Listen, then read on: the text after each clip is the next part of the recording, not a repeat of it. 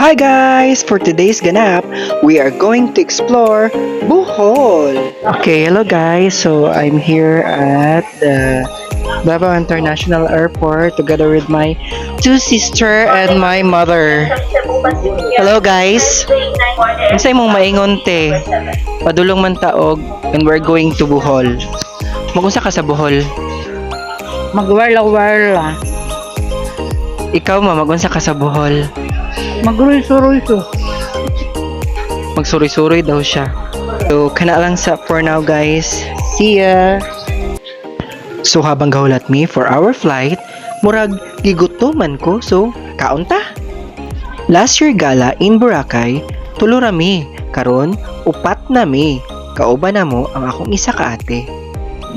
Going to Tagbilaran Airport, direct flight from Davao, it's just only 45 minutes pakit sa Takadali. Here we are! Welcome to Tagbilaran Airport. Gabi na jud mi nag-abot. Pagawa sa airport, going to our accommodation.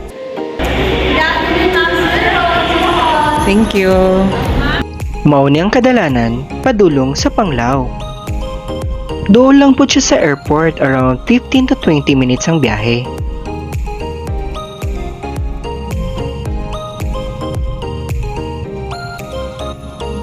Dirinidita sa hotel, ang Villa Tomasa.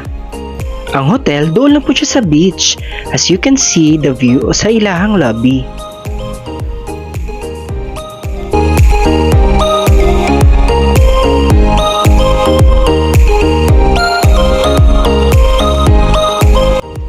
My first dinner and first night diri sa Panglao, perting busugan ako. Habhab lang ng habhab, gutom ang good. It's my first time in Bohol and the weather's cool.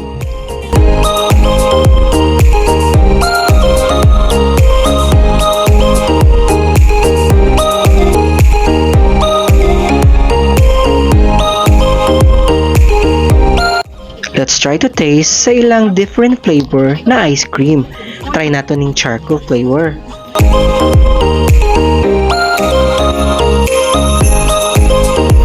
On our second day, let's take our morning breakfast before ta mag-land tour. Tara, kaon ta! Si mother, nalingaw jud. Picture, memories muna. Post jud mama, ana jud.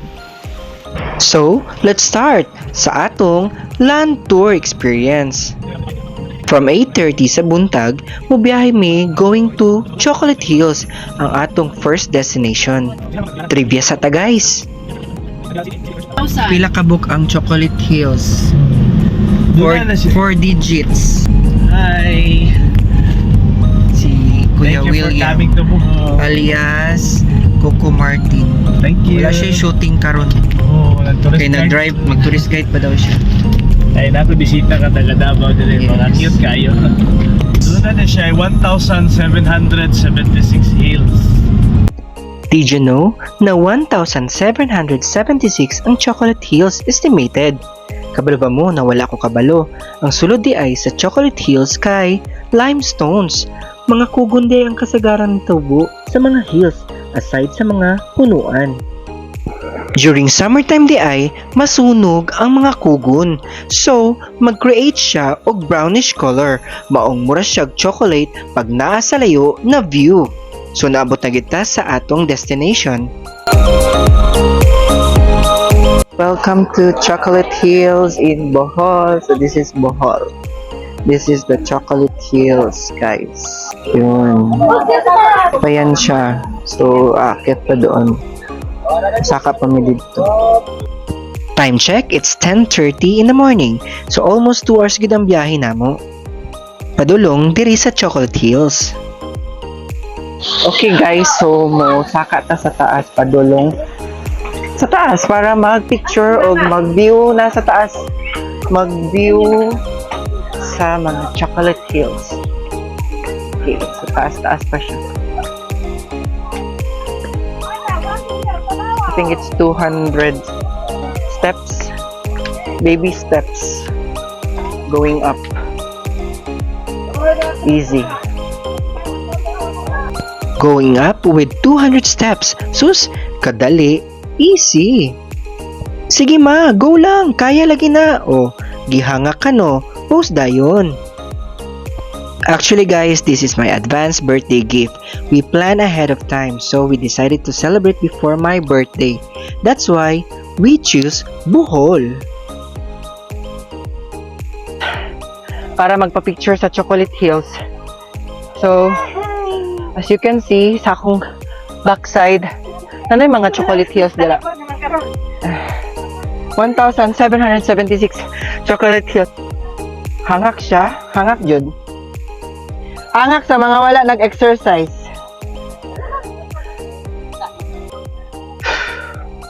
Nice iyang weather. Dili kayo siya. Walay ulan. Walay baha. Layo og baha. So, dira nga side is nanadira ang mga Chocolate Hills.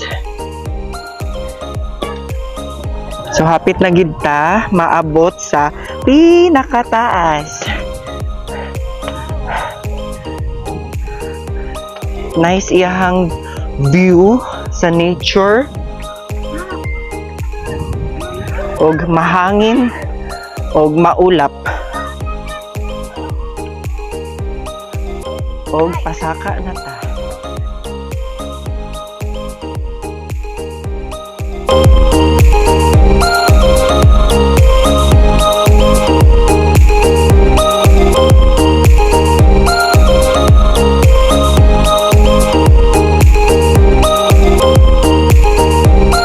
Next stop na to. Kuya, Tarsier. So, madumi sa Tarsier. Ay basin baon niya, nagkakita ninyo niya, mangita pa mo sa ilang nanay o tatay. Mo lagi no. Because the adult size of the Philippine tarsier is just the size of the men's waist. 6 inches. Nami karon diri sa Bohol Tarsier Conservation Area. So manan ami diri og Tarsier guys. So, we're going inside. Pagsulod pa lang, daghan na nakapila para makita lang ang Tarsier. Trivia ta guys, ang scientific name sa Tarsier kay Carlitos erecta. Dili pwede magsaba kay ma-stress sila. Hilom lang ta kay natulog pa sila. Okay, so diri ta karon sa Lubok River. Mag-lunch time na mi. So, matumi sa floating restaurant. See ya. Pagsulod pa lang, daghang turista nagpila for lunch. Very unique ang ilahang floating restaurant. Maka-amaze gyud tan-awon ang view. Of course, makita nato ang klase-klaseng mga putahe. Pinoy foods jud kaayo, di ba? So, tara, kaon ta.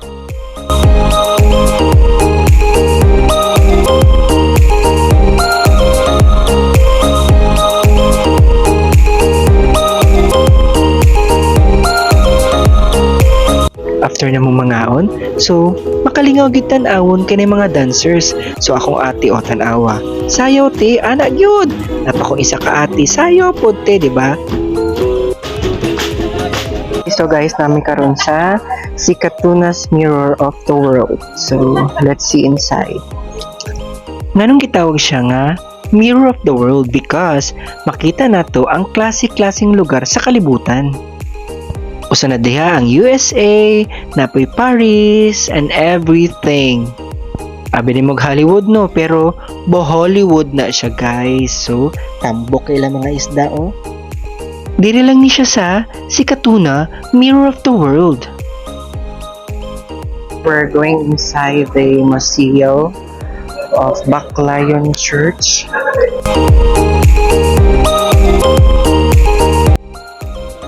After Baclayon Church, mamalit sa tao pampasalubong. Okay, so on our third day, mag-lunch at bago may manguli. So, that's it.